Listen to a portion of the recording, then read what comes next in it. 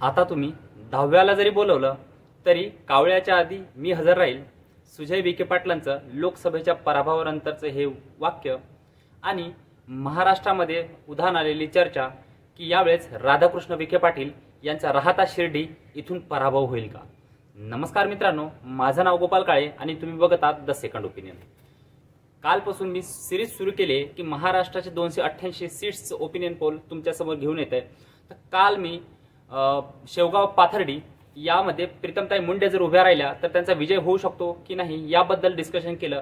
तर आज महाराष्ट्रामध्ये जो सुजय विखे यांच्या पराभवानंतर जे चर्चेला उधाण आलंय की आता दुसरा नंबर हा राधाकृष्ण विखे पाटील यांचा लागू शकतो. तर यामध्ये किती तथ्य आहे आणि राधाकृष्ण विखे पाटील आणि राहता शिर्डी याच्यामध्ये त्यांचं किती वर्चस्व आहे, त्यांचे विरोधक किती आहे आणि किती प्रभाव आहे, तसंच शरद पवार विखे घराणं आणि पवार घराणं यांच्यामध्ये असलेला पारिवारिक आणि कौटुंबिक घराण्यापासून चाललेला वाद याच्यावरती पवार साहेबांनी जसं सुजय विखेंना लंकेच्या माध्यमातून पराभव केलं तर ते राधाकृष्ण विखे पाटीलला सुद्धा त्यांच्या बालेकिल्ल्यामध्ये पराभूत करू शकतात का यावरच आपण आज बोलणार आहोत. तर व्हिडिओमध्ये बोलण्याआधी प्लीज माझ्या व्हिडिओला लाईक, शेअर आणि सबस्क्राईब करा. मित्रांनो, तुमचं एक सबस्क्राईब हे मला मोटिवेशन देतं, ते मला अजून व्हिडिओ बनवण्यासाठी प्रोत्साहित करतं. तर प्लीज माझ्या चॅनलला लाईक, शेअर आणि सबस्क्राईब करा.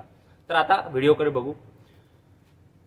राहता शिर्डी या मतदारसंघातील 95% ग्रामपंचायत, तिथले मार्केट कमिटी, तिथले पंचायत समिती, तिथले जिल्हा परिषद या तिथले सहकार कारखाने, तिथले साखर कारखाने या सगळ्या गोष्टींवरती राधाकृष्ण विखे पाटील यांचं असलेलं वर्चस्व.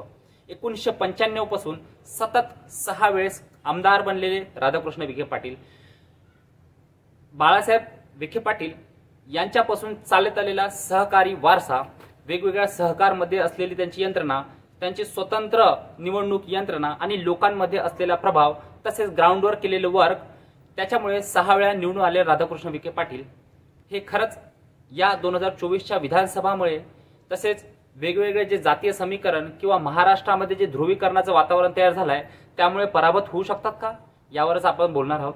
2019चा जर तुम्ही निकाल बघितला तर 2019च्या निकालामध्ये तुम्हाला लक्षात येईल की राधाकृष्ण विखे पाटील हे असे तसे जिंकत नाही, तर राधाकृष्ण पाटील हे विरोधकाचं डिपॉझिट जप्त करण्यापर्यंतची मार्जिन घेतात. मागच्या निवडणुकीमध्ये जर 2019च्या निवडणुकीमध्ये म्हणजेच काँग्रेसमध्ये जेव्हा राधाकृष्ण विखे पाटील हे अपोजिशन मिनिस्टर होते, म्हणजे लीडर ऑफ अपोजिशन होते, त्यानंतर बीजेपी मध्ये येऊन सुद्धा राधाकृष्ण विखे पाटील तब्बल 60% वोट घेऊन विजयी झाले होते. याचा अर्थ मित्रांनो, पक्ष कोणताही असू, विखे घराणं हे विखे घराण्याला पराभवाला समोर जावं लागत नाही. अपवाद ठरला तो फक्त सुजय विखे पाटील यांचा नगर दक्षिण मध्ये झालेला लंकेंकडून पराभव.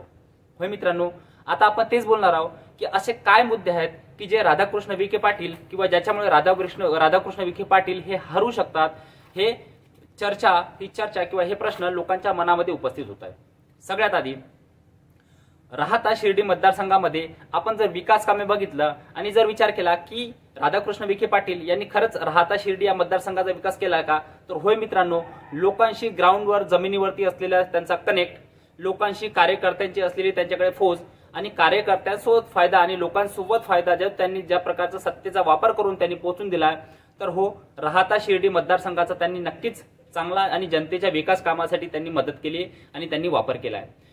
कार्यकर्त्यांची असलेली टोळी त्यांच्याकडे ही सुद्धा मोठ्या प्रमाणावरती आहे. त्यांची स्वतंत्र यंत्रणा जी आहे निवडणूक लढवण्याची ती विखे घराण्याला नेहमी मजबूत ठेवत असते. बाळासाहेब थोरात, राधाकृष्ण विखे पाटील आणि शरद पवार साहेब यांची त्रांगड जी महाराष्ट्राच्या राजकारणामध्ये चालत आली आहे, म्हणजे नगरमध्ये राधाकृष्ण विखे पाटील यांचे कट्टर विरोधी समजले जाणारे बाळासाहेब थोरात, तसेच पवार घराणं आणि विखे घराणं यांचं असलेलं पारंपरिक वैर हे आपल्या सगळ्यांना ठाऊक आहे. आता आपण असे मुद्दे डिस्कस करतोय की ज्यामुळे हा प्रश्न निर्माण होतोय की राधाकृष्ण विखे पाटील खरंच राहता शिर्डी मतदारसंघामध्ये पराभूत होऊ शकतात का. तर पहिला मुद्दा म्हणजे गणेश सहकारी साखर कारखाना. होय मित्रांनो, गणेश सहकारी साखर कारखाना हा विखे पाटील यांच्या हातातून निसटला. त्यानंतर ज्या ग्रामपंचायतीच्या निवडणूक तिथे झाल्या, जसं की मी तुम्हाला सांगितलं की 95% ग्रामपंचायतीवरती राधाकृष्ण विखे पाटील यांचा कब्जा आहे. त्यामुळे ग्राउंडवरती त्या व्यक्तीचा कनेक्ट किती आहे हे आपल्याला दाखवतं. पण सतत 3 ग्रामपंचायतीमध्ये झालेला पराभव, गणेश साखर कारखान्यामध्ये झालेला पराभव, म्हणजे गणेश साखर कारखाना त्यांच्या हातातून गेल्यानंतर लोकांच्या मनामध्ये एक शुकशुकाट लागली आहे की राधाकृष्ण विखे पाटील यांचा सहकार क्षेत्रातून असो किंवा लोकांशी ग्राउंड कनेक्ट असो किंवा लोकांमध्ये त्यांच्याबद्दल असलेली नाराजी ही वाढते आणि ते पराभवाचं कारण हे ठरू शकतं. मित्रांनो, दुसरं कारण म्हणजे भारतीय जनता पार्टीमध्ये असलेलेच विवेक कोल्हे. भारतीय जनता पार्टीमध्येच असलेले विवेक कोल्हे ज्यांनी बाळासाहेब थोरात यांना हाताशी धरून राधाकृष्ण विखे पाटील यांचा गणेश सहकारी साखर कारखान्याच्या निवडणुकीमध्ये पराभव केला. त्याचं कारण म्हणजे असं की विवेक कोल्हे यांच्या मनामध्ये हे चाललंय की नाशिक शिक्षक मतदारसंघाची निवडणुकीमध्ये जो त्यांचा पराभव झालाय त्याच्यामध्ये कुठे ना कुठे राधाकृष्ण विखे पाटील यांचा हात होता. त्यामुळे त्यांचा नाशिक मतदारसंघामध्ये पराभव झाला आणि त्याचा बदला घेण्यासाठी विवेक कोल्हे हे दंड थोपटून विखेंच्या विरोधात उभे राहिले. त्यांनी विखेंविरुद्ध स्टेटमेंट तर देतातच, तसंच विखेंविरुद्ध त्यांनी भरपूर वेळेस मोर्चे सुद्धा काढलेले आहेत.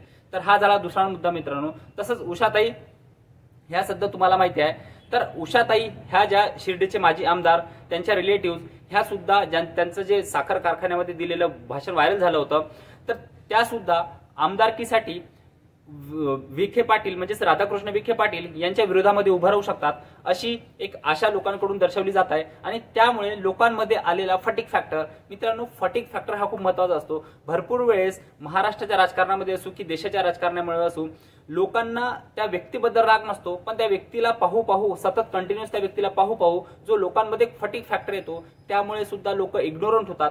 जसं एक्झॅक्टली आपल्याला या लोकसभेमध्ये दिसलं. सगळ्यांनी अझूम केलं की बीजेपी तर 400+ येतच आहे, तर आपण एका सीटवर काम नाही केलं तर काय होईल, आणि याचा फटका मोठ्या प्रमाणावरती बीजेपीला भेटला. आणि 400ची अपेक्षा ठेवणारी बीजेपी म्हणजे स्वतः 370ची अपेक्षा ठेवणारी बीजेपी 240 वरती येऊन पडकली आणि त्याचा त्यांना तोटा आणि नुकसान नक्कीच झालं. कार्यकर्ते इग्नोरंट होणं, नेता हे इग्नोरंट होणं, ओव्हर कॉन्फिडन्स होणं, त्याचा फटका नक्कीच बसतो. त्यामुळेच सुजय विखे पाटलांचं जे वक्तव्य आलं की आता 10व्याला बोलवा, कावळ्याच्या आधी मी हजर राहील, यातून त्यांनी दाखवण्याचा प्रयत्न केला की होय मी तुम्हाला कमी वेळ देऊ शकत होतो पण मी आता तुमच्यासाठी 24x7 अवेलेबल आहे. तिसरा मुद्दा मित्रांनो, पहिला मुद्दा म्हणजे मी तुम्हाला सांगितलं की गणेश साखर कारखाना हातातून जाणं. दुसरा मुद्दा म्हणजे त्याचसोबत ग्रामपंचायतीमध्ये होणारा पराभव. दुसरा मुद्दा म्हणजे बीजेपीमध्येच असलेले युवा आणि धडाडीचे नेते विवेक कोल्हे हे विखेंच्या विरोधामध्ये उभे असणं, तसेच उषाताई सुद्धा विरोधामध्ये उभे असणं. तिसरा फॅक्टर म्हणजे निलेश लंके. होय मित्रांनो, शरद पवार यांनी सुजय विखे पाटील यांचा पराभव करून जे पारंपरिक वैर चालत आलं होतं विखे आणि पवार घराण्यामध्ये, आणि विखेंसाठी बालेकिल्ला कोणताच नाही, तिथे मी हवं तेव्हा विखे घराण्याचा पराभव करू शकतो हे शरद पवारांनी त्यांच्या सुजय विखे यांना पराभूत करून दाखवून दिलंय. तर नेक्स्ट टार्गेट हे नक्कीच राधाकृष्ण विखे पाटील हे शरद पवार यांचे असू शकतात. आणि महाराष्ट्रामध्ये ज्या प्रकारचं राजकारण आहे, जसं तुम्हाला माहिती असेल की निलेश लंके यांनी जेव्हा लोकसभेमध्ये विजय मिळवला तेव्हा मध्ये राहत्यामध्ये येऊन म्हणजेच राधाकृष्ण विखे पाटील यांच्या बालेकिल्ल्यामध्ये येऊन दंड थोपटले आणि म्हटले की नेक्स्ट नंबर सुजय विखे नंतर राधाकृष्ण पाटील यांचा आहे, राधाकृष्ण पाटील यांचा पराभव नक्कीच होणार. मित्रांनो, ज्या प्रकारे चौथा आणि महत्वाचा मुद्दा, ज्या प्रकारे महाराष्ट्रामध्ये ध्रुवीकरण सुरू आहे. आता ध्रुवीकरण कोणतं, तर महाराष्ट्रामध्ये ओबीसी वर्सेस मराठा समाजाचं ज्या मराठा समाजामध्ये जो दुभंग माजलेला आहे, एकीकडे मराठा समाज, मुस्लिम समाज आणि मोठ्या प्रमाणावरती SC/ST समाज, जो एक फेक नॅरेटिव्ह इंडिया अलायन्सने पसरवला होता की संविधान धोक्यामध्ये आहे, त्याच्यामुळे मोठ्या प्रमाणावरती आणि नरेंद्र मोदी यांच्या सभा झाल्या आणि त्याच्यामध्ये त्यांनी मुस्लिम आरक्षणाबद्दल जे स्टेटमेंट केलं, त्यामुळे राधाकृष्ण विखे पाटील यांच्यासोबत असलेला पर्सनल कनेक्टमुळे असलेला मुस्लिम समाज सुद्धा दुरावला आहे.